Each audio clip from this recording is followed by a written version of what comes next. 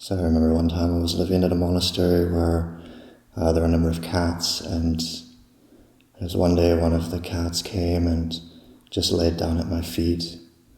And so I just started to pet the cat a little bit. And as soon as I started petting it, the cat closed its eyes and it started purring really loudly, and it seemed to have this big smile on its face. And then after a short time, I had to go do something else, so I stopped and was about to walk away, and as soon as I stopped, the cat immediately opened its eyes really wide, and it just screamed.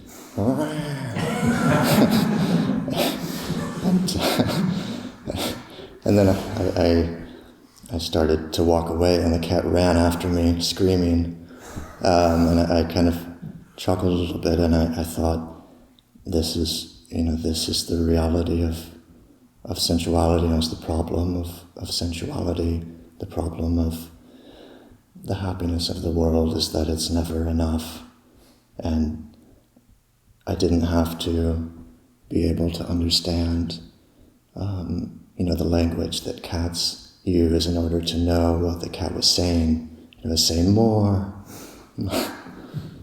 And I felt like this is not just the case for animals. Humans are exactly like this as well. The happiness that we try to find in the world, it's just never enough. We're happy as long as we're getting what we want, but how much of our day can we really spend getting exactly what we want? How much of our life do we really spend having everything perfect, having the perfect experience and being filled with great happiness and pleasure? Probably a very small percentage, a very small percentage of the day is spent feeling very happy and content and having exactly what we want.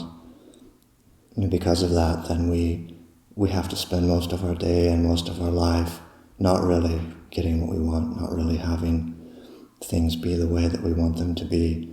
And this means we spend most of our life in a mind state of longing, desire, wishing that things were other than they are, a state of craving, which is, it's a very unpleasant mind state. It's a state of unhappiness.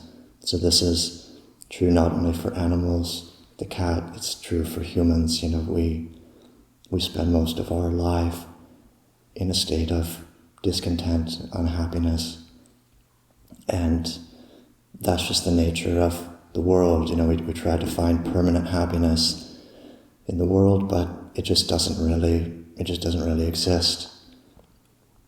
So we come to a practice like this. The practice of meditation is about finding a happiness within ourselves that is independent of the world.